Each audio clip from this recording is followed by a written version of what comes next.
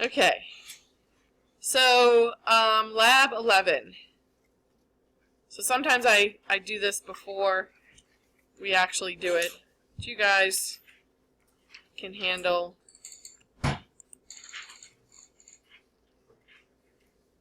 So these are some terms from your homework, right? So the other thing you should have out other than your unknown report is your homework. So flavin protein is an electron carrier. Remember we talked about the electron transport chain last time? It's one that passes electrons to oxygen.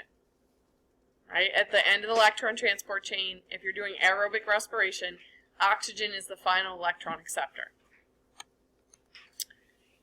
The problem is that remember sometimes the electrons escape the electron transport chain and they jump off and they form toxic forms of oxygen. One of the ones that they form is this superoxide molecule. We have a special enzyme called superoxide demutase that converts that superoxide molecule into oxygen and another toxic form, but not as toxic, hydrogen peroxide. Remember, we also form hydrogen peroxide from electrons jumping from the electron transport chain. So either superoxide that's been converted into hydrogen peroxide or hydrogen peroxide that forms from electrons jumping from the electron transport chain. We have hydrogen peroxide which is still toxic. So we need to be able to make it less toxic, right? You could say deactivate it. Catalase is the enzyme that does that. Right? So this is called the catalase test because you're actually testing for that enzyme that converts hydrogen peroxide, and that's why our reagent for today was hydrogen peroxide. Right?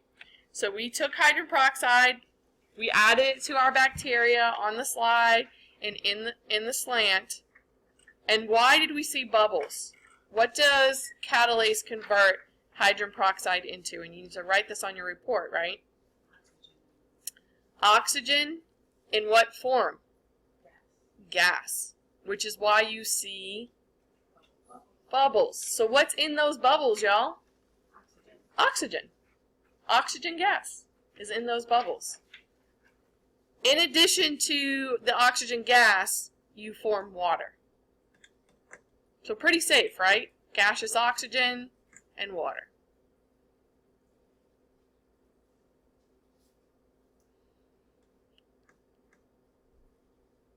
I don't care about balanced equations here. But you do need oxygen, gaseous oxygen, right, and water. So superoxide, how would you write that? Like this right here. That's superoxide. Just two. It's two oxygens, but it has extra electrons, so it's negatively charged. As an extra electron. Negatively charged. That's the problem with it. That one especially is that charge. Yeah. Very reactive. Okay, does that make sense to you guys? So catalase converts hydrogen peroxide into gaseous oxygen and water. So we did the slide test where we put the bacteria on the slide and added the hydrogen peroxide. Positive ones bubble, negative would not. We actually don't have any negative organisms right now. My one negative was a pathogen, so I had to get rid of it. I gotta find a new one. So everybody got to see bubbles, which is cool, right? Everybody got bubbles. The procedure, provide hydrogen peroxide substrate to the bacteria, absorb the results within seconds.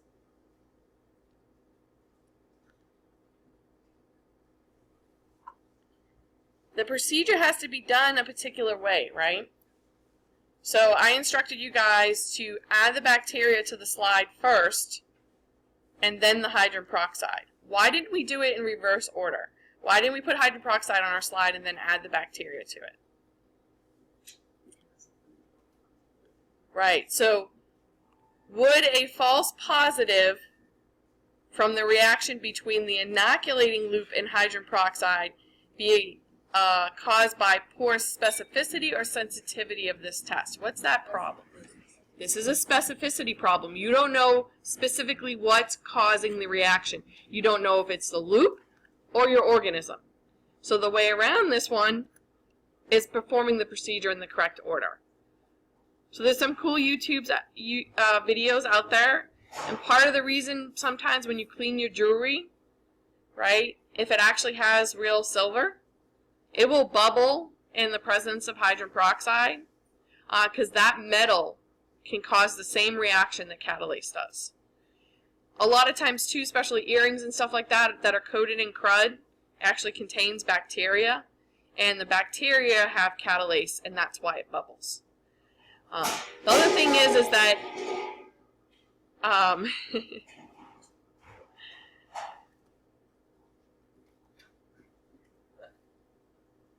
don't know what the heck that was all about. Okay, sorry. The other thing we'll talk about in a second. I don't want to jump the gun. Okay. So the next question from your homework asks, if a weakly catalase-positive organism initially gives a weak positive result, and you record it as negative, right? You don't see the bubbles. And one thing that could help you see the bubbles is to look at it under the microscope, right? But again, another reason why I told you to put it on the black bench top and not put it on the paper towel was to create that contrast to help you be able to visualize those bubbles, right? And see where your bacteria was on your slide, too. It's easier to see with that black background. So would this be a false negative due to specificity or sensitivity in this case? This is a sensitivity issue, right? Whenever it's trouble to visualize a result, whether it's a color change or in this case bubbles, it's a sensitivity issue. So most of our tests have sensitivity issues, don't they? Right?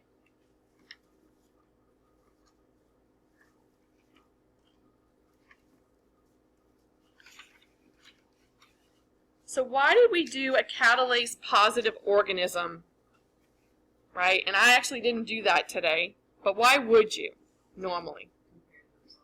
So you know what the result should look like. And the other problem is this reagent can go bad, right? So you'll notice that it's kept in a dark bottle. This because in addition to silver, metal, some metals, light can cause the reaction of turning it into water and oxygen. So if you ever opened up your hydrogen peroxide bottle when it's been on the shelf for a long time and it makes that little fizz sound, that's oxygen being released. That's not a good sign.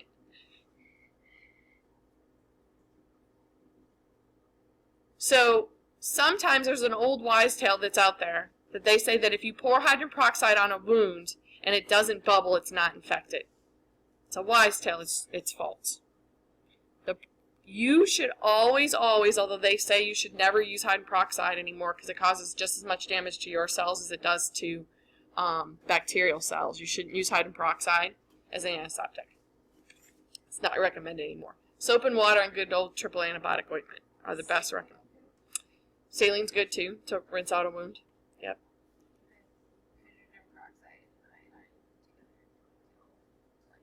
Yeah. But iodine by itself is better than messing with the hydrogen peroxide for wounds. Unless it has mercury.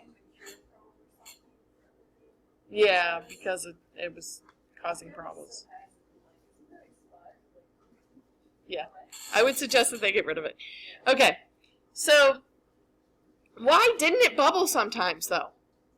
So the hydrogen peroxide's been in the cabinet for God only knows how long, like 5 years, right? Kid falls, scrapes his knee, mom pours the hydrogen peroxide on, no bubbles happen. It's water. It's because you just poured water on yourself. Your hydrogen peroxide's too old. That's why. It didn't bubble. It should have bubbled. And the reason behind that comes to the next question that I even separated out on your unknown report so you guys would answer it.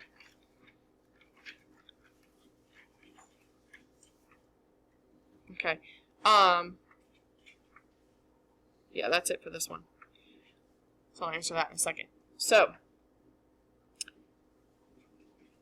how is this related to the FDM tubes?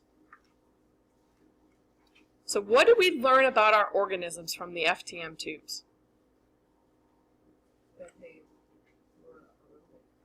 that they could utilize oxygen for their metabolism, right? Some of you guys were strict aerobes. You had to have oxygen. You only could use your oxygen. So that organism, your organism has an electron transport chain, and at the end, oxygen is the final electron acceptor. So is it forming toxic forms of oxygen? Absolutely. It has an electron transport chain and it has oxygen. You're going to have electrons that jump off that chain and form superoxide and form hydrogen peroxide. So if you don't have protection, one of them being catalase, what would happen to you? Those toxic forms of oxygen would kill you. It would kill your organism. So the fact that you know your organism, right, can grow in the presence of oxygen and is using oxygen, right? All of your organisms are using oxygen, right? If you were a strict aerobe and only grew at the top of the tube, you know your organism's using oxygen. If you were a facultative anaerobe, right, at the top where the oxygen is, it grew best because it was using oxygen. At the bottom of the tube where you saw growth, it wasn't using oxygen, it was fermenting. But it's still in an oxygen environment at the top of that tube, and it's using it. Right? So it's in the cells, it's exposed to electron transport chain, it's picking up electrons. So the relationship here is that you know from your FTM tubes that your organism is using oxygen for its metabolism when oxygen is present. And because of that, toxic forms of oxygen are produced.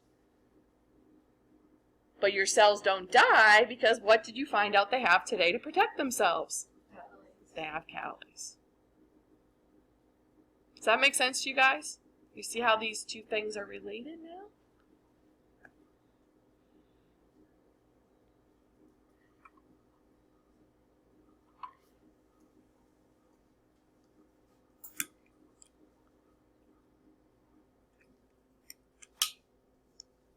Okay. So the last of the homework questions, right? I answered this. Remember, why did I put hydrogen peroxide on that uninoculated tube? A negative control to make sure the media itself doesn't cause that reaction. Because could we do this test if it did? No, we could not do the slant test. We'd have what kind of problem? A specificity or sensitivity issue? It would be a specificity issue, right? Because we wouldn't know whether it was the media or your organism that was causing the bubbling. Right? So we have to do this step to make sure that our media won't cause a false positive result.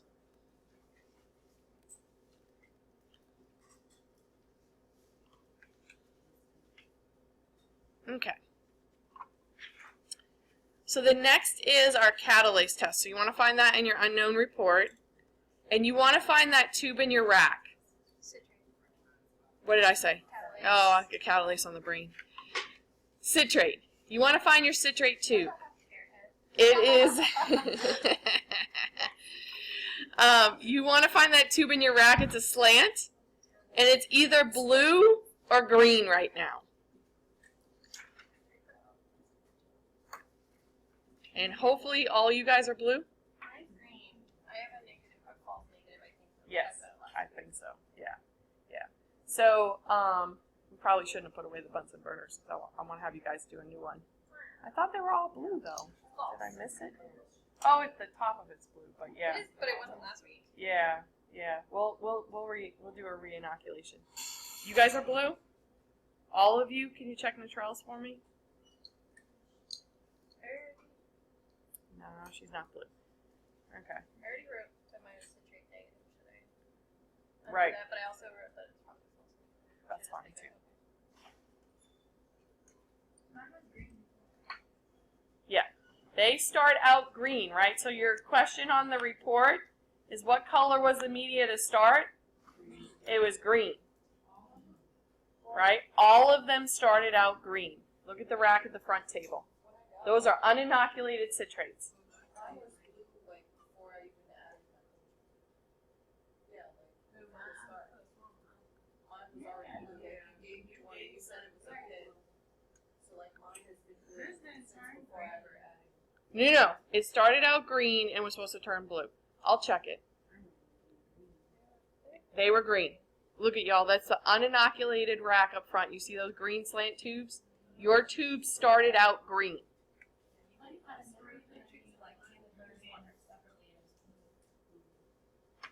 I wouldn't have. Her rack, she should have picked up a green tube to start out. I wouldn't even have had blue tubes when we inoculated. Oh, I know why. You were absent the day we did inoculations, weren't you? I did your inoculation for her. Yes. Brain circle. So, yes, and that's okay. Maybe yours is supposed to still be green. Okay. So, first question is, see the green tubes up front? Your tubes all started out green. Okay. What are we testing for in this test? We're testing for the presence of this membrane-bound protein called citrate permease. Permeases, like this one shown here in the picture, allow certain substances to permeate past the cell membrane. Right? They facilitate that movement. In this case, they're showing sucrose transporter. Right? It's a protein, which has enzymatic. You could say it has enzymatic properties. More importantly, it's a port. It's a protein port, right? So proteins embedded in the membrane that facilitate the movement of specific molecules or classes of molecules across the membrane. The book specifically says it's an enzyme. Yeah, it did say it was an enzyme. Okay. Let's see how you would call it an enzyme, but anyways. So the question we're asking with this test is, does your organism have citrate permease? Right?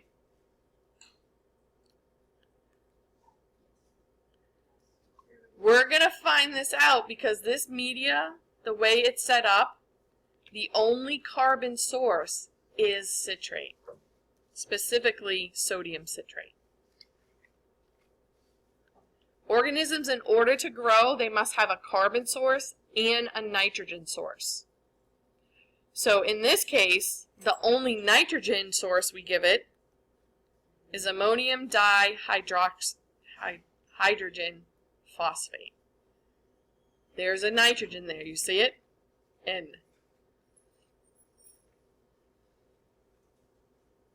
Since there's only one carbon and one nitrogen, what happens to your organism if it can't use these? It will die. So if it dies, should you see growth on your slant? No. And your slant should be what color? Green. The original color.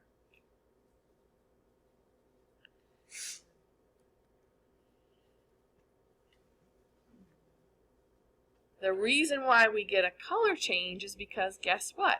Again, we've got a pH indicator in the media. That's why we're getting a color change.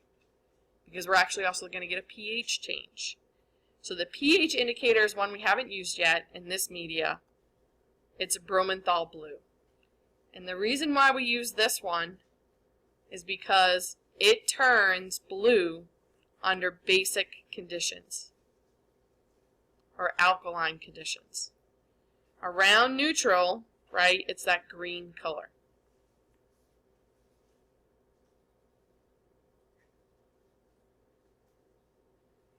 So a positive result for this test is actually blue.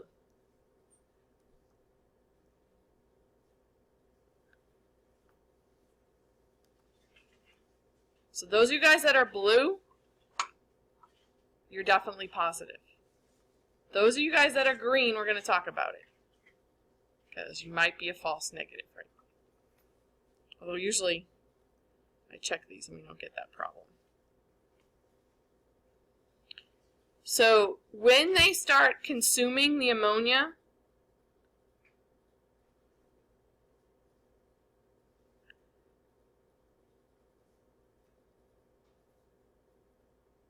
the hydroxide ions increase in the solution. So hydrogen ion concentration actually goes down, which means that the media is becoming basic. We actually have an increase in pH.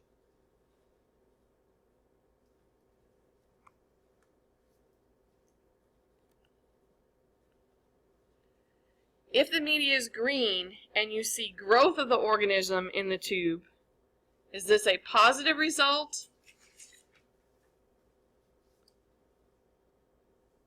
The answer would be yes, right? Because the only way they can grow is if they're actually utilizing the citrate. And they have citrate permease. Well, the book said no. Yeah, the book said yes. Yes, it does say yes. It said some citrate negative bacteria. But wait, we're not done yet. It's using the citrate as food, but it's not using the nitrogen. It's not utilizing the carbon. So it is using hydrogen, not the carbon. It doesn't matter what it's using. Well, actually, it does. There's only one choice for each. So if it grew, y'all, it's using both the carbon and the nitrogen because it needs both to grow. Okay? So if it's truly growth, and now this is where people run into problems, right? Is that growth can sometimes be confused with over-inoculating your slant. When you put the bacteria on that slant, you put too much bacteria, so much so that it looks like there's growth on your slant. Okay? But note that these have been incubating long enough that if that was true growth, they would keep growing, and they would grow enough that they would turn that tube blue. So you should, except for you guys, because we didn't have fresh cultures, right? And for you guys, you have endospore formers. So you might have had mostly endospores, and they're not going to germinate under these conditions. You've got to have live bacteria, enough of them, that they'll actually grow. So that's the problem with yours. Should I write that on my... You can. But usually I try to make sure of that ahead of time. So this is the question. So how can a citrate-positive organism not produce a color change and have a false negative result? So in her case was she didn't have enough live bacteria to start with. What's another problem?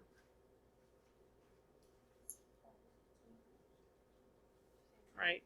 You've got to have enough live bacteria and incubate it long enough that it produces enough of the hydroxide, enough of the ammonia actually, for this one, I think it's ammonia that's the product, that it actually causes that color change, right? Because again, it's a pH change.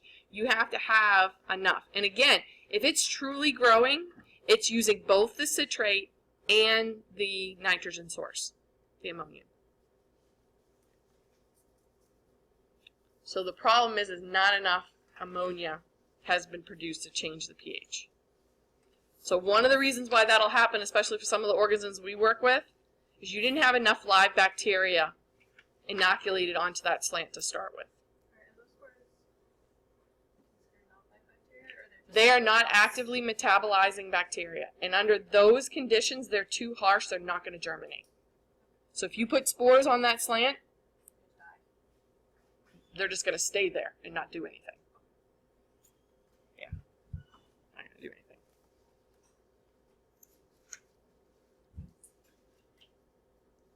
So yeah, that'd be a false negative. What is this a problem? Specificity or sensitivity? If you don't see a color change. It's a sensitivity, right? It's an amount thing, right? You don't have enough to see the color change. So if you want, we can re-inoculate because you have a fresh culture today, and you can see a blue tube next week. Oh, you killed your fresh culture. Okay. Yeah. You know it's supposed to be blue. Yeah. Yeah, you and Jordan have the same one. It's blue. Yeah. Okay. All right, so moving on.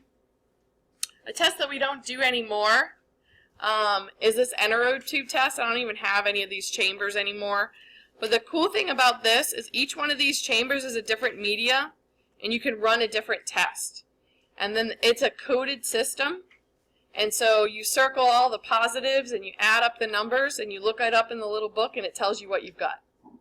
How cool is that? The thing is that these cost $20 a piece. And this particular set is just for Enterobacter. So things like E. coli and I'm trying to think. Most of the other organisms we don't use anymore because they're pathogenic.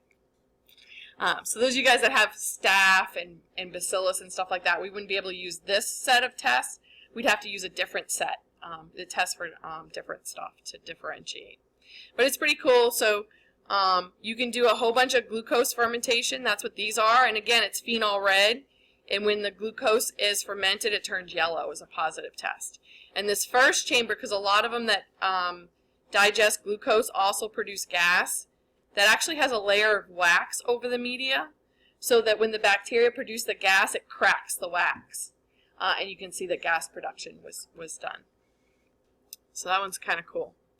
And you'll notice there's a built-in VP test. You can open up that chamber and add the reagents. And then there's the citrate that we just talked about. So it starts out green, right? If it actually utilizes it, it turns the nice blue color. This is another test that one of the other instructors really likes because look at that pretty magenta color you get when it's positive.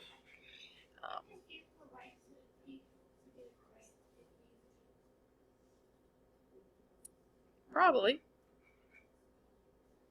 But right now, we can't use most of the organisms because they're pathogens, except for E. coli. So, I mean, we could do it for one, but you wouldn't be able to do it for your unknown. You see what I'm saying? But that's what they do in a lot of clinical labs and stuff now. There's a little stick at one end, and they get bacteria on it, and they draw it through all those chambers and inoculate them all at once. Then they put in the incubator, and they come back the next day, and they just read the results. So they wouldn't do like all the tubes like you guys have been doing, separate. They would do a whole bunch of tests all in one fell swoop. Okay, so we can start doing process of elimination, right, as we start gathering our data. You could do a decision tree, or you can do process of elimination on your charts. And once you know whether yours is gram-positive or gram-negative, we can really divide the possibilities in half, right? If you look at that chart, half of them are gram-positive, and half of them are gram-negative. And then as we look at the other tests, especially phenol red, we can really narrow down between the possibilities, right? Our spore result, and then look at some other additional results to figure out what it is you have. So note cell morphology and capsule stain, right? These can be used as confirmatory of what you found out from this particular decision tree. And again, this is with all the organisms we used to use. At this point, we only have half of these. So I'm not telling you guys which ones you don't have. I'm not going to narrow it down for you. You'll figure it out. So we've been already talking about metabolism, right? Most bacteria, and in fact, all the ones that you guys are working with, respire aerobically. When oxygen is present, right? When we give them oxygen, they're going to respire aerobically. So for obligate aerobes, facultative anaerobes, microaerophiles, this is true, right? If oxygen's present, they're going to use it.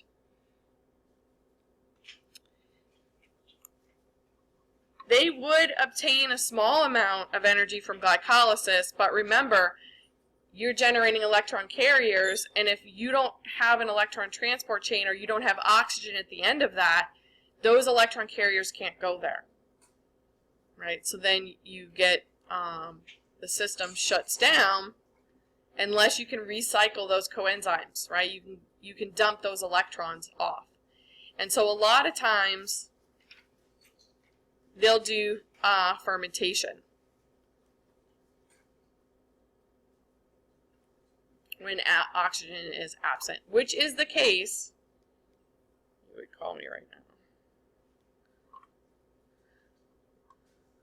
For your facultative anaerobes, right? That's why they can grow under anaerobic conditions, because they're actually fermenting. This is pretty much the case for aerotolerant anaerobes. That's all they're doing is fermenting. And remember, why is it they can tolerate oxygen? So they're living in the presence of it. Why is it that doesn't kill them? Enzymes, right? They have superoxide demutase. They don't actually have catalase, though, because they don't actually generate a lot of hydrogen peroxide because they're not using the electron transport chain with oxygen, right? They're doing fermentation.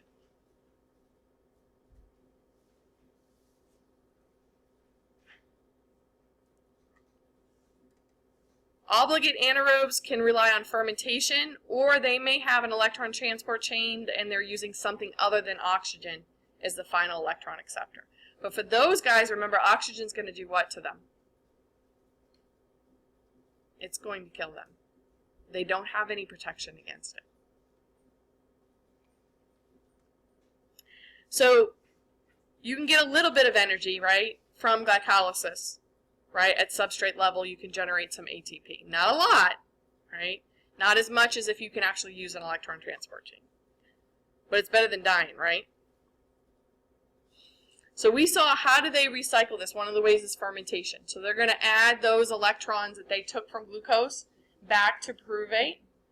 And they're going to form common byproducts that we saw, right? Acids, alcohols, and gases.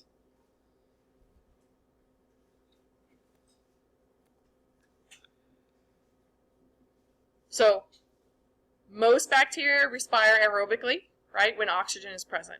Your obligate aerobes, your facultative anaerobes, your microaerophiles. Many bacteria resort to fermentation when oxygen isn't there. All right, so they're like, okay. But under certain circumstances, some bacteria prefer to ferment a carbohydrate when oxygen is actually present. So think about this. You know your phenol red tubes? Is that an anaerobic environment in that tube? No, not really, right? At the top, oxygen's diffusing into that tube. It's not a screw cap tube, right? Oxygen gets into those tubes. So why are they fermenting and producing acid?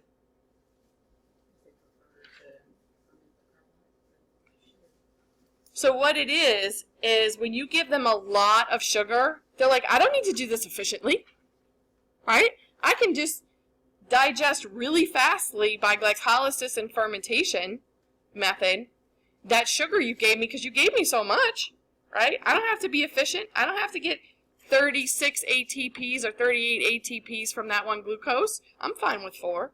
I got plenty, right? It's like when someone wins the lottery, they think they can buy everything on the planet, right? Not realizing eventually they're probably going to run out of money. You only win the lottery once, right? But for the microbes, right, you give them a smorgasbord, they're not going to use it efficiently, right? And that's what this summarizes, and this is referred to as the Crabtree effect. So this is why, even under aerobic conditions, sometimes your organisms will actually ferment.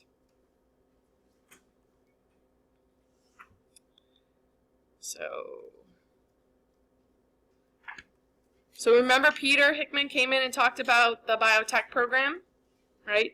So enzymes and how they work, and if you like this type of stuff, then that might be a program, right, that interests you, that you might want to look into. This is our little plug. There's a whole class on protein expression and analysis and how these things work that they offer. So now we're going to get to our plate media. So those 3 plates that we inoculated and that we're going to record results on. All 3 of them are selective and differential media. So they select for the growth of a particular group of organisms. And this is why, for some of you guys, you're like, I put my bacteria on, but I don't see any growth. Well, that media didn't select for your organism, it selected for different ones. It instead killed yours, right? You didn't do anything wrong, right? The media has toxic components in it that killed your bacteria. If yours did grow, then we can ask an additional question. All of these media contain components in them that help us differentiate one group a bacteria versus another. So they're referred to as differential media. Depending on the type of media, it will tell us something about what your organism can do. Right? Given some particular substance, what does it do with it? Does that make sense to you guys? So we're going to first select, right? So sometimes yours aren't going to grow. It's going to grow on at least one of the plates, though. It should have grown on at least one of the plates. I hope. And if it does grow, then we can ask the second question, right? What group does it fall into based on what it can do? So the first plates we're going to look at are the mannitol salt agar plates. And so what group of organisms is this one selective for? So a lot of times we use these plates specifically when we're looking for staphylococci because they can grow in the presence of high salt concentrations, which is why these are called mannitol salt agar plates. Because guess what's toxic to all the other organisms in these plates? The sodium chloride. But, you know, salt isn't toxic, right, to us, unless the concentration is high. And that's what's important for this. So many people leave this off on quizzes and reports, and it's the high salt concentration, or sodium chloride concentration, that is killing off all other bacteria that are not salt tolerant. So if you see growth on this plate, what does this tell you about your organism? It's salt tolerant. Is it a staphylococci? Maybe. Maybe. Some of you guys already know yours is a rod, right? Oh, that's not a cocci. Then why is it growing on that plate? Because salt doesn't kill it. It's salt tolerant.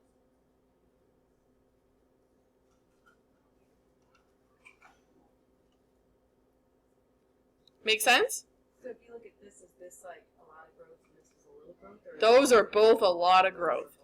Yeah, that's a very salt tolerant organism. All right, so that's the first question, right?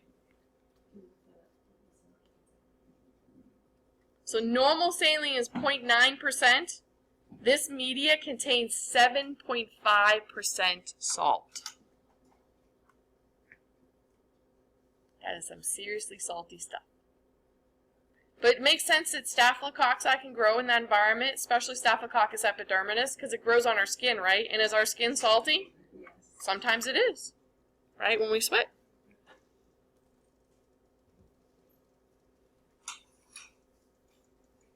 But in addition, right, so if yours grew, we can ask the next question, right? If yours didn't grow, can we ask the next question? No, we can't determine it. Cannot be determined because of no growth, right? So if yours didn't grow, it's not salt tolerant, right?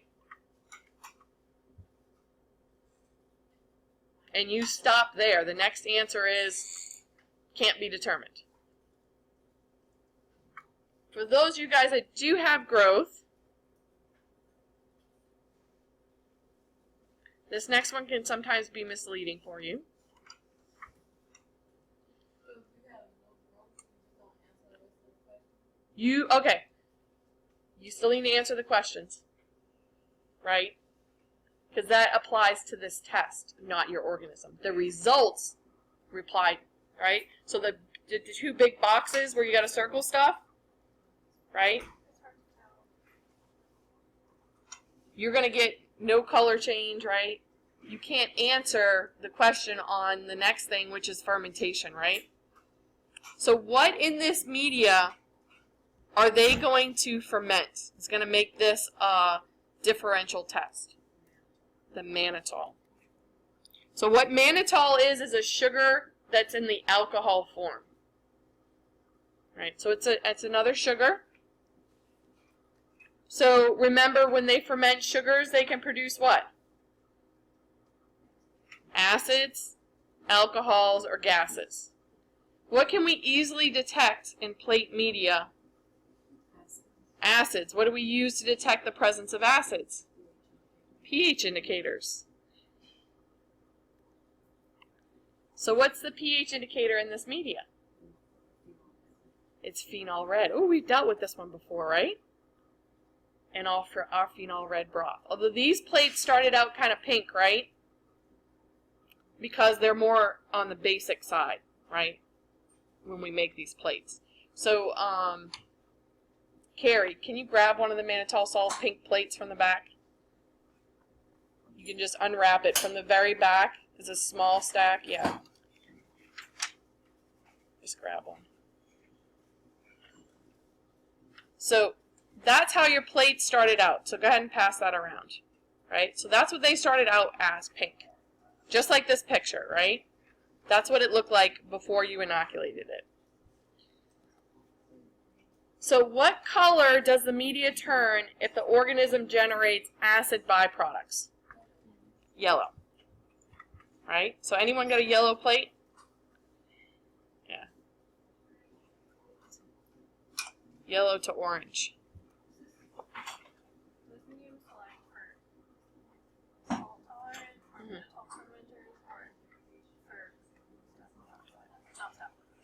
Yes, because they're salt tolerant.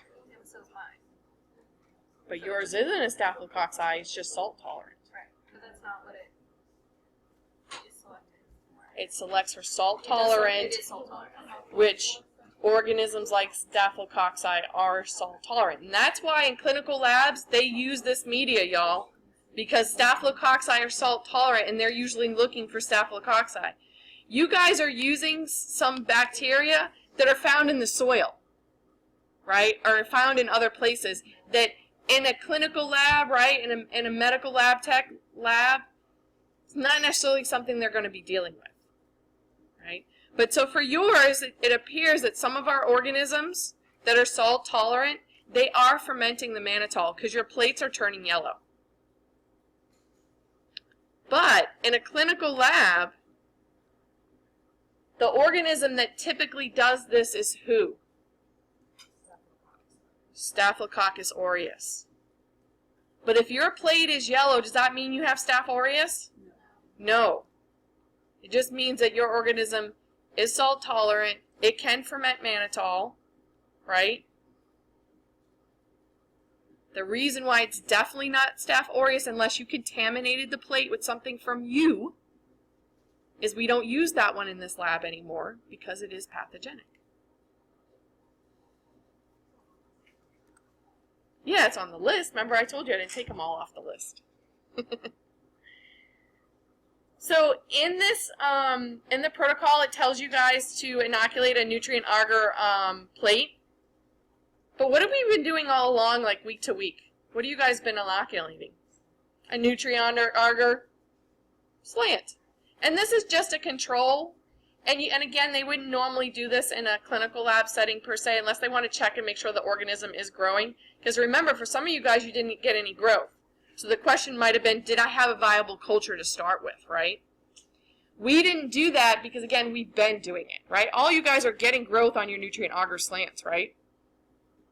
So it's not a problem with your organism. What would happen if we omitted the salt in these plates? Anything would grow, right? So these plates would no longer be what? They'd no longer be selective. Right? So that's just to help drive home the point that that salt, and specifically the high concentration of salt, is what's selecting for our salt-tolerant organisms. And so we get a whole lot of false positives. So is that a specificity or a sensitivity issue if we remove the salt and we're no longer being selective with this media?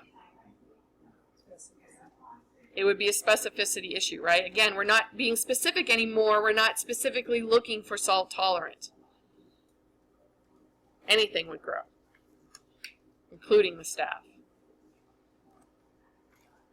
So remember from citrate, carbon and nitrogen are very important. We have to provide these for our organisms in order for them to grow. So there is beef extract in these plates. So that provides just about anything you can imagine, right? Carbohydrates, lipids, nucleic acids, proteins. All of these contain both carbon and nitrogen. Well, not all of them, but. Peptone is a protein digest, so it contains both carbon and nitrogen. Mannitol, on the other hand, is that sugar alcohol that they're fermenting. It only contains carbon. Sugars do not contain nitrogen.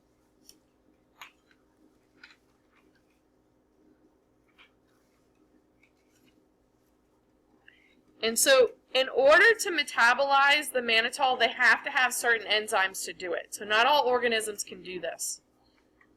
But as we said, specifically Staph aureus definitely can. And so that's why they use this test in clinical labs. So the question is, and you guys already know the answer to this, right? Because we're looking at yellow plates today with growth on them. So if it is a yellow plate and there's growth, does that mean you have Staph aureus? No, right? Only in a clinical lab setting where you're pretty sure of the source that it came from a person, then you would think that it's Staph aureus. But they would even run additional tests in a lab, right? But they would, in a clinical lab, say, oh, we might have Staph aureus here, right? We need to do some additional testing. So what do you see on this plate? Right? Do you see growth? So what can you tell me about this organism? It's salt tolerant. Andrea, does your plate hopefully look like this? It's not yellow, is it? I don't know why sometimes they're getting yellowy. But, yeah, it's not supposed to be yellow. Yeah. I don't know why that's happening for that one. Okay. So this is Staph epi, and you guys have seen this plate before on a quiz, because a student, I asked them to do a street plate, and they couldn't remember how to do street plate from the beginning of the semester, and they just individually inoculated each one of those sections of the plate. This is when we used to do a different pattern too. So some students would be like, "Oh, the pattern's wrong, right? They drew an X instead of the goalpost." It's like, no, they just put bacteria, you see, in each section, and then went back in and put bacteria in each section instead of putting bacteria in one section, dragging to the next to the next. Notice there's no connection, right, between the sections. They inoculated each one individually. Unlike this one, this is one I had earlier. This one's beautiful. Look at that. That's a beautiful streak plate, right? You can see they started here with the most bacteria into the next, and then they had isolated colonies by the fourth quadrant. And because there's less bacteria here, notice the plate's kind of orange instead of completely yellow. Hasn't produced enough acid yet in that region because there's not as many bacteria. Okay. So, what about this plate? So this one is Staph aureus and Staph epi side by side. I think the age of the plates matter too. I don't know what the deal was with these. Like I said, Andrea has Staph epi. She knows this. I'm not surprising her, right? It shouldn't turn yellow. Just the Staph aureus should. And again, we don't have this in the lab anymore because it's pathogenic. We do have Staph epi. So a lot of our bacillus too, we're finding are producing yellow results too. So we're not exactly sure if they're supposed to do that or not, if they're supposed to be able to ferment mannitol, because again, these aren't organisms that people usually run these types of tests on, right? So there's no data, right? So you guys are generating new data, and it looks like maybe, right, they're fermenting the mannitol. Yours really isn't supposed to though. And you'll see on this one, right, it's kind of an orangey color even.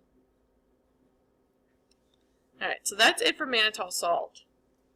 The next ones that we're going to look at is the CNA with 5% sheep's blood agar. So the CNA actually stands for 2 antibiotics.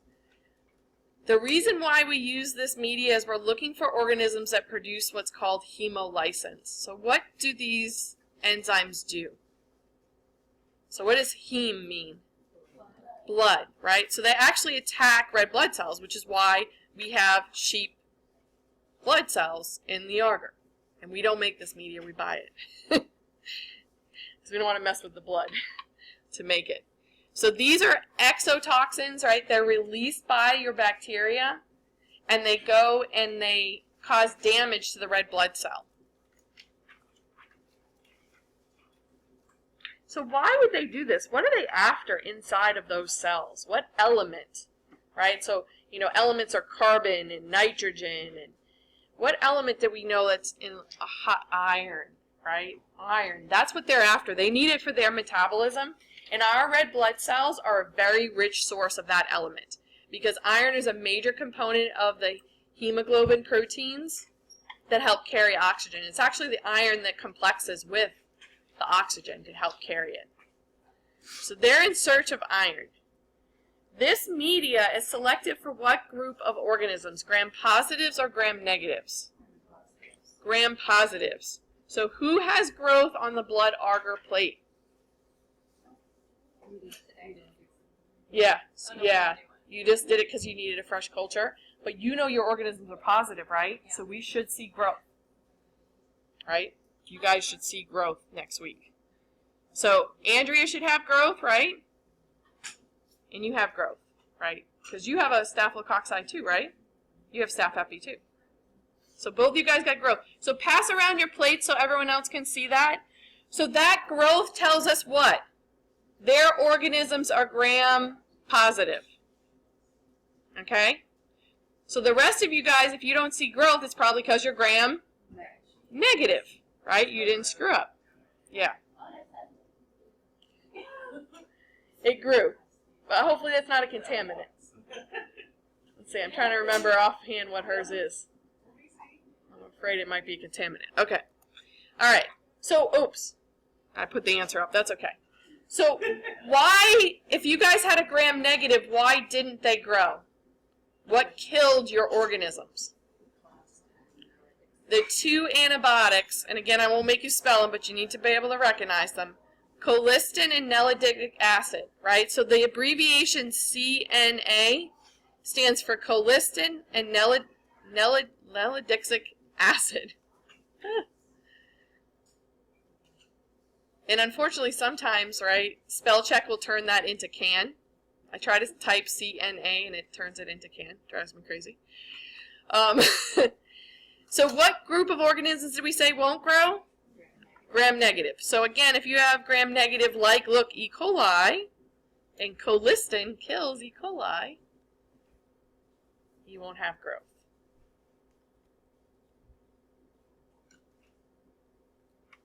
So if you have a gram-negative, that should have been confirmed by the fact that you don't have growth on this blood agar plate. So those of you guys that have gram-negative, who has gram-negative and knows it for sure? You have it, yeah, you have gram-negative. And it didn't grow, right, on the blood agar? Good. Stephanie, what's yours? Do you know yet? Is yours gram-positive or gram-negative? It didn't grow on the blood agar? Okay. We'll check for sure. Okay, so that's step one, right? We're selecting for a particular group, in this case, gram-positive versus gram-negative because of the antibiotics that's in the media. The next is if your organism grew. So only for our gram-positives can we answer this next question, right? For those of you guys that have gram-negatives, we don't know if it produces hemolysis because we killed it with the antibiotics, right? So it can't be determined, this next question for yours, if you didn't have growth. For those of you guys that have growth, what gets changed by the bacteria in this media? The red blood cells, the sheep red blood cells are going to get changed.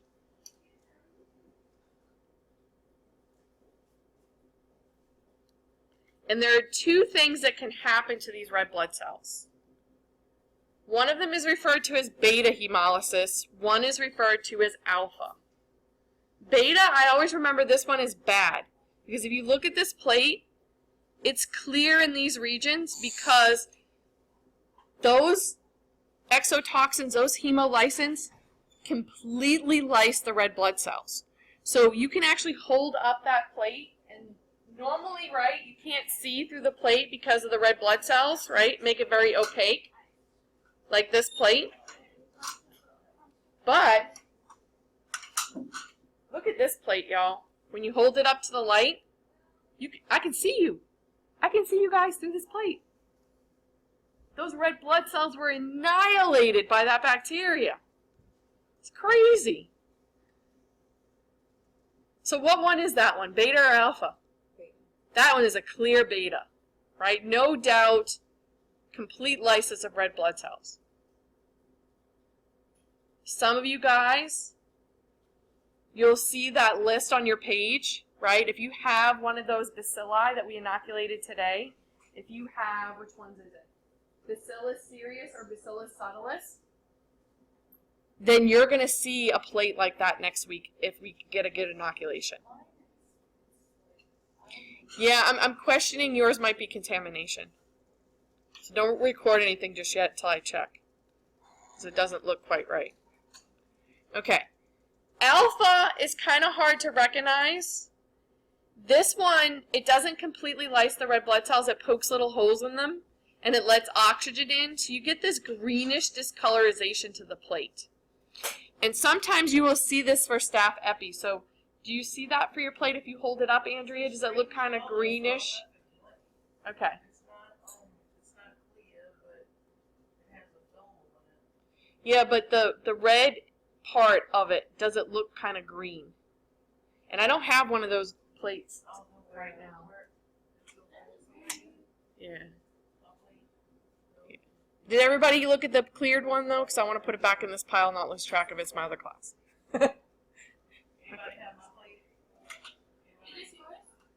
Yeah. Yeah. Hold that up to the light, right, from the red side. Flip it around. Don't look at the bacteria. Look at the red side. Does it look kind of green? Does yours look kind of green? Pass it forward. Rebecca. You want to look from the red side, right, at the light. Hard to tell. It does look kind of greenish, right? So sometimes staph epi is alpha.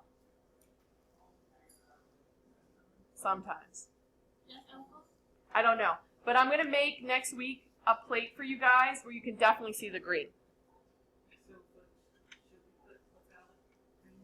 No, you're on the wrong one. You're not on the blood auger one. That's EMB possibility. We're on blood auger. You're on the wrong page. Right, so as I said, hold it up, look at it to the light. So here's some alphas. Do you guys see how this is definitely green? See that greenish tinge to the media? I drew an alpha symbol. But I think it, yeah, it's an alpha. I was being creative. Right? Yeah, it does look like a fish. Okay, here's another one. Again, Staph aureus, which we don't work with anymore, is also beta hemolytic. Right? So you see how there's clearing around the growth. This is another beautiful streak plate. So again, is this organism gram-positive or gram-negative? Gram-positive because you see growth. Now the other problem that's going to happen with you guys that have bacilli that are spore formers, just like you noticed on this plate that we passed around, oh, please tell me I put it right back in the right pile. You don't really see much growth. That's because it started forming spores. Because it ran out of food, because look, it ate all the red blood cells, and now it's, you know, going, okay, I gotta form spores now. So you don't actively see growth on this one, and that is because it's a bacillus. But it did grow. You can clearly see that zone of inhibition. So some of you guys that have, you'll have that nice clear zone. Others, it'll just grow on the media. So that'll help confirm which bacillus you have next week. The reason why it was green for the alpha was because of the reaction to iron. Yeah, it just pokes holes in the red blood cells, and the oxygen goes in, and it reacts with the iron, and it gets that greenish tinge. So do I just don't know which kind of hemolysis it does? Yeah, because we just inoculated it. Right. You can even text me tomorrow or something, and I'll email you guys a picture, or email me. I'll take pictures and email them to you guys if you want. Or I'll post them on Canvas. Okay. So this is an interesting one. This is a beautiful streak plate that a student did. But do you see that one little spot right there? And right there? Is that her organism? No. She breathed on her plate. I would bet my life on it that that was a Staph aureus contaminant right there on her plate from breathing on her plate. This is her organism. It's non-hemolytic. You see all the growth, but, you know, it's not lysing the red blood cells. It does look a little greenish. It might be alpha, but it's definitely not beta, right? The whole plate would be clear. Why is it just this one little section? Because there's one little contaminant mixed in here that happens to be beta hemolytic and gram-positive, right? And a lot of people carry Staph aureus in their nose. So she probably breathed on her plate. She didn't cover it up with her lid. Okay, so what's this one? You can see growth for this one, huh? But you also see huge sections of where it killed the bacteria. So that one's beta. On this plate, I have the two different types of beta where you got your spore formers that start to die off, right? And then here you can see the zones of clearing around it. That's alpha. You see how it's kind of green? I should have took a picture of the plate the other way too, so you could see it. And then this one's what we call gamma, which is non-hemolytic. So you see how it's not lysing the red blood cells? So these are two side by side here, right? So this one is definitely what? That's beta. And this is gamma, which staph epi sometimes is. So this was the two staphs on the same plate right next to each other. And then this one, do you see any change to the red blood cells? No. So this one again is gamma, which is no hemolysis, right? I hate the term gamma hemolysis because it sounds like it's lysing red blood cells. No, it's not. Yeah, I don't like it. We're not going to talk about Lansfield classification. So don't worry about that. You can skip over it. So again, why would we maybe do nutrient agar? Right, kind of as a control. Right. So early formulations of this media had slightly higher concentrations of the two antibiotics, colistin and nalidixic acid. But this was reduced to improve recovery of gram-positives because the problem was anything in excess will kill you, right? If you drink water and you don't pee, you will die from water toxicity. I'm not kidding you. Right?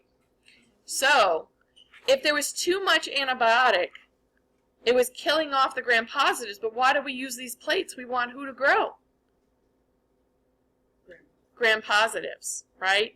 And so the reason for that is, one, just in general, right? Too much of something could be toxic no matter what, even water.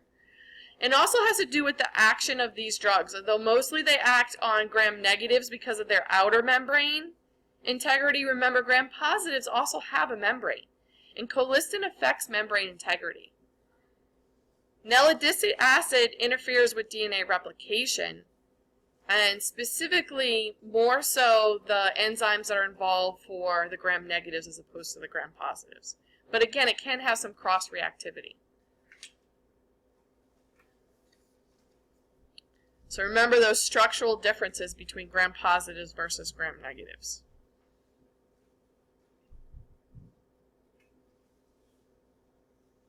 So that brings us to my favorite plates, which is why I leave them for last. They tend to be the prettiest. So the blood agar plates we're selecting for our gram-positives, so we can't leave out the other guys. What group does the EMB, the eosin methylene blue, select for? Gram-negative.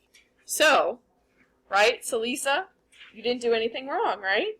It wasn't supposed to grow on the EMB, right? Right, so all of you guys, right, that are gram-positives, you're not going to have anything to record for the EMB, right? It's going to be no growth, which confirms that yours is gram-positive. Now, if you have a gram-negative, which is why I need to hurry up and give you that plate, Whitney, was because you know you have a gram-negative, don't you? So yours should grow on that plate. So what components in this media is toxic? So, and the other one we used antibiotics, the other one we used high salt. What's toxic to the gram-positives in this media? One of the dyes. Actually, both of the dyes, right? Eosin is a dye, and so is methylene blue, right? So actually, both the dyes, the eosin and the methylene blue, are toxic. And we know this, right? What do we say? Why didn't I stain those bacteria to look at them under the microscope today? It was going to kill them, and then they would stop moving, because we don't have zombie bacteria. Not yet, huh? So what group can't grow? Gram-positives, right? So if you have a gram-positive, it didn't grow, that's good news. You don't have any contamination of your plate. So Suzanne, that's the question, right? Do you have growth on the EMB plate?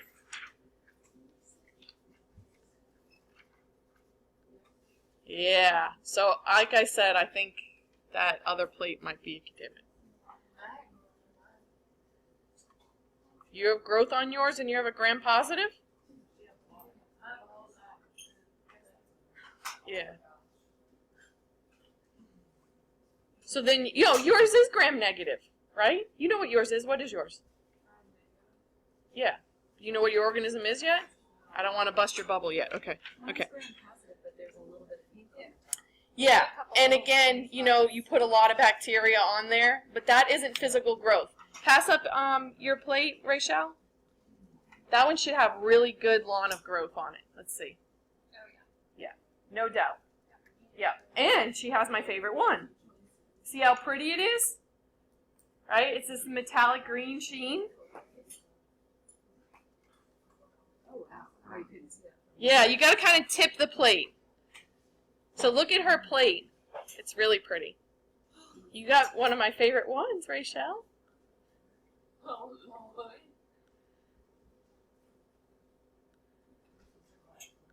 So hers did something with some of the components in this media. So what can they ferment in this media?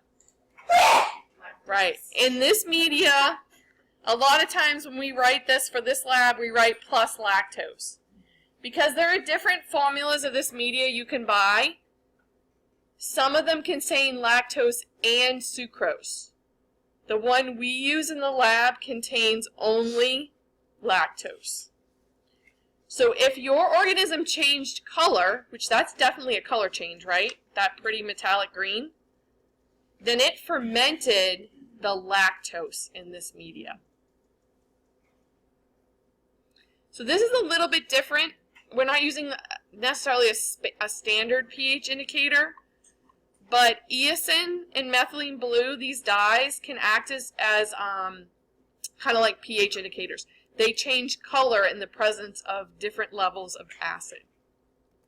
So that's how we're able to detect. So why would we use this media?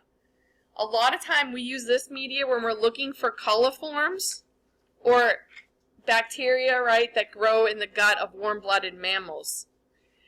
Specifically, we're looking at the ones that literally come from the gut, where a lot of times we're looking for fecal contamination. We're looking for fecal coliforms.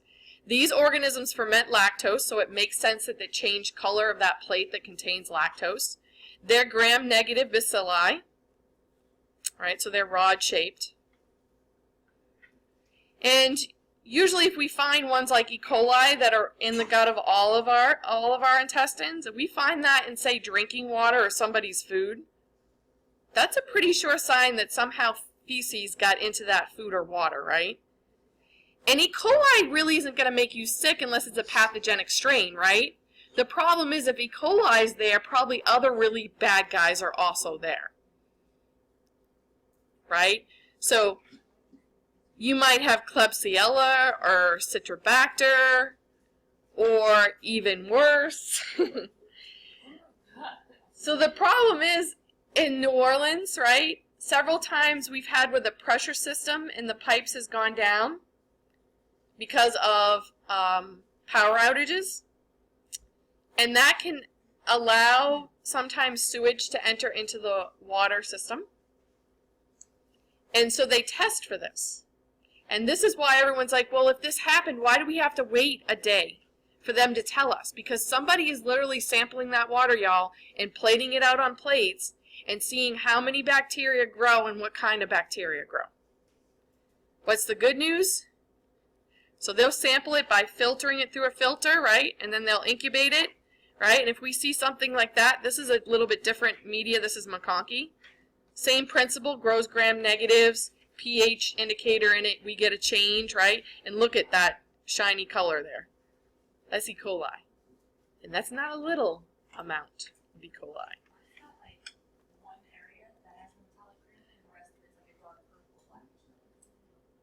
Who did you share a plate with?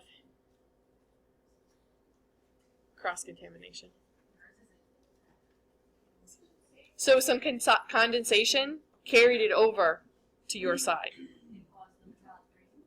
I think so, because I think hers is metallic green. Yours is?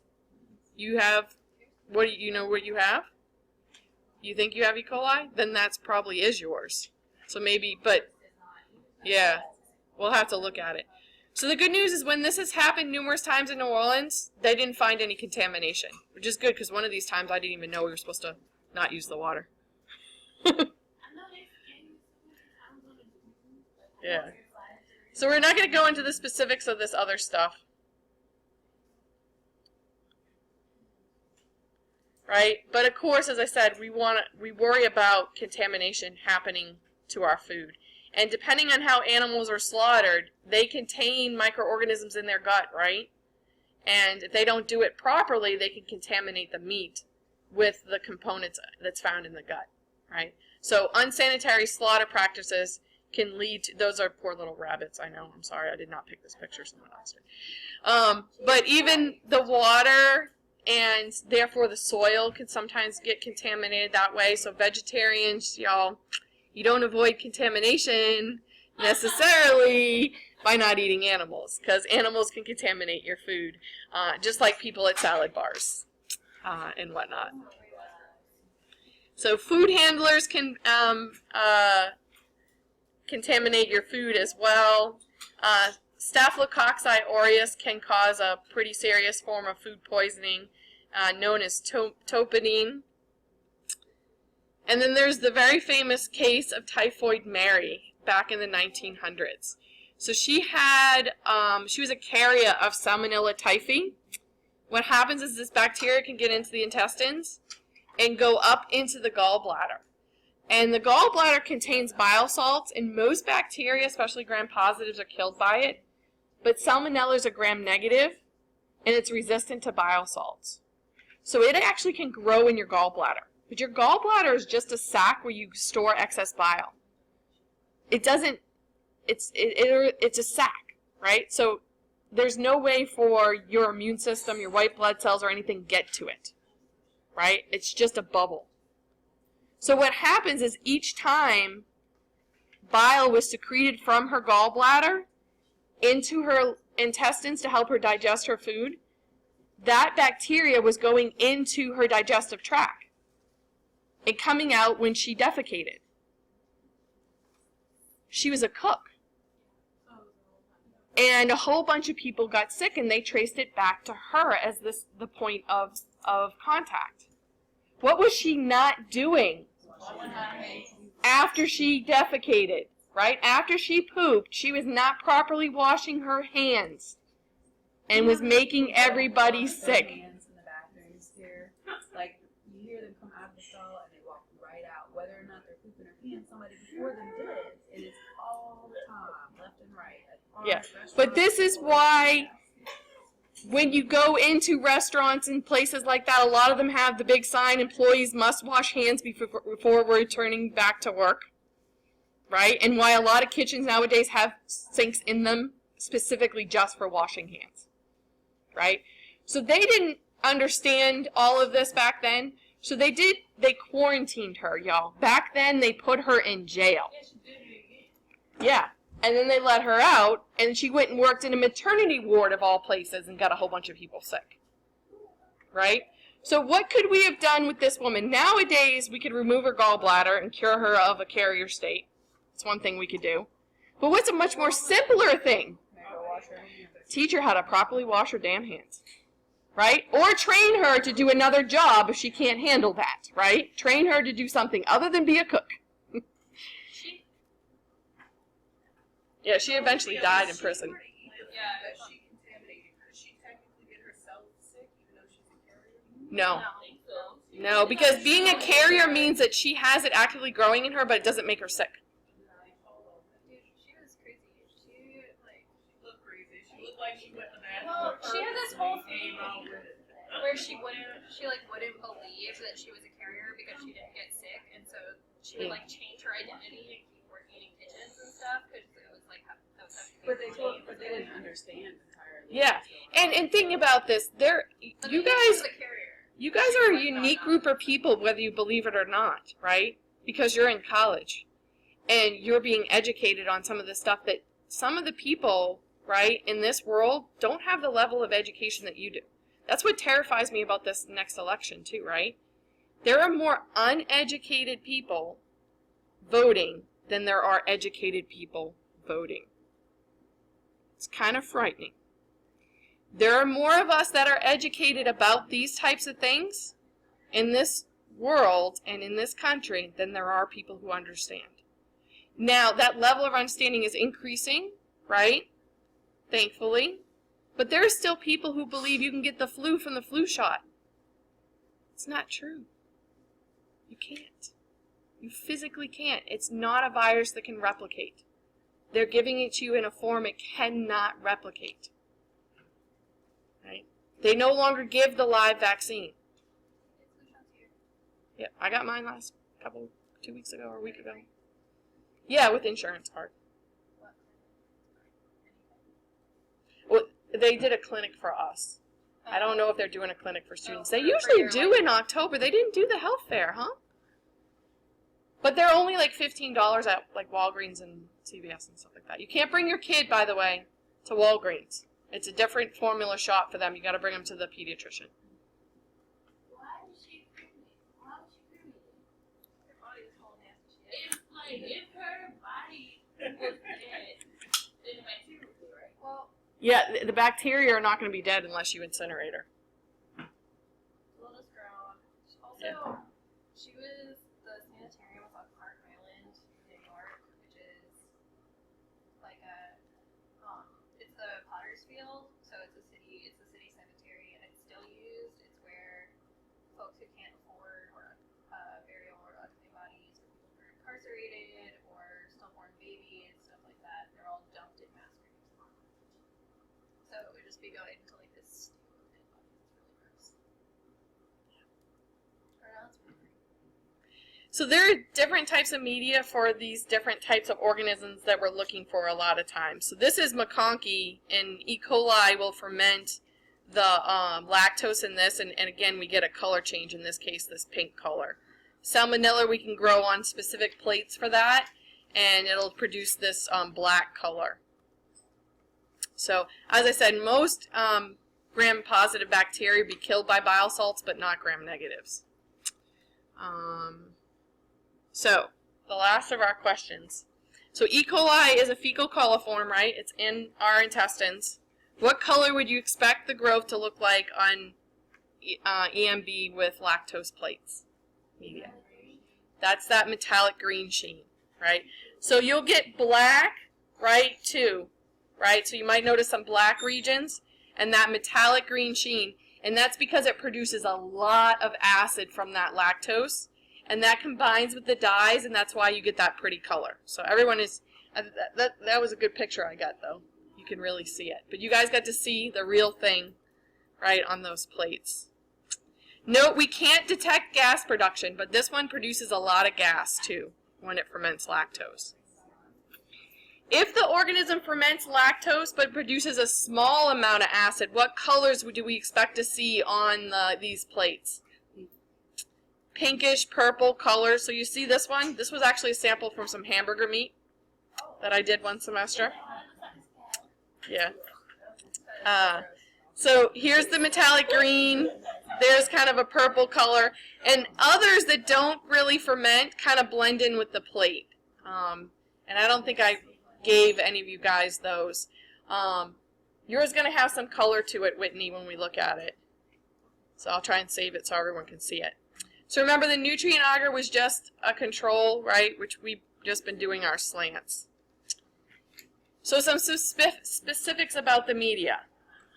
Dipotassium phosphate is a buffer So this helps absorb extra hydrogen ions, protons, with acid situations so that it doesn't kill itself. But it's like a bumper on your car, right? It protects you when someone bumps into you going a slow speed, right? Where someone rams into you going 45 miles an hour, your bumper does you really no good. So this is just a little protection. Buffers are like bumpers, just a little bit of protection. So what would happen though if what would happen if we started this media out at above neutral pH? What if it was 7.8? Remember, these organisms are going to do what when they ferment the lactose? They produce acid. And the amount of acid is going to determine that color change, right? So if this media wasn't made properly and the pH was too high, would we see that metallic green sheen? No. Right? There wouldn't be enough acid there to interact with the dyes in that way that you wouldn't see it.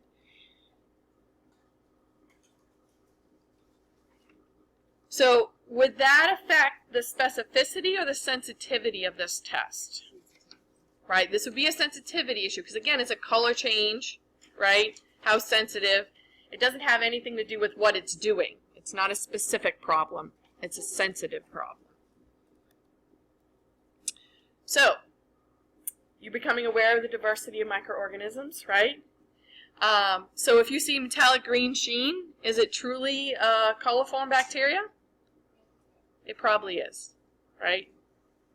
That doesn't mean it definitely is. You would do additional testing. But if you're in Antarctica and it looks like a penguin, it's probably a penguin. Right, so here's some ones. So look at this one. Do you see any of those colors that we look for fermentation? Do you see pink or purple or black or metallic green? No, it almost looks like the same color as the plate, right?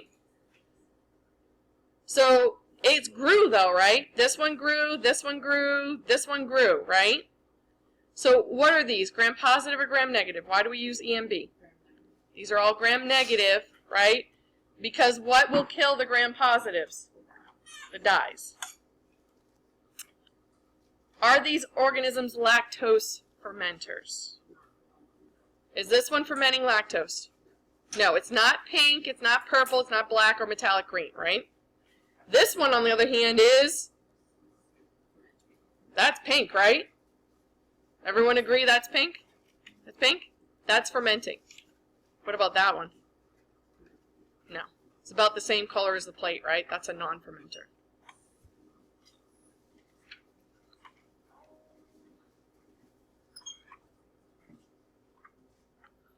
Alright, so we don't have this one anymore, which is kind of a bummer. But these are all gram, because it's growing on EMB. These are all gram negatives. So this one is Klebsiella pneumoniae. It actually gets this pink cracked look to it when we grow it on this media. I don't know why, but it's kind of cool. But we don't deal with Klebsiella pneumoniae anymore, right? It's a pathogen. These guys, you see the pink? So those guys are fermenting, right?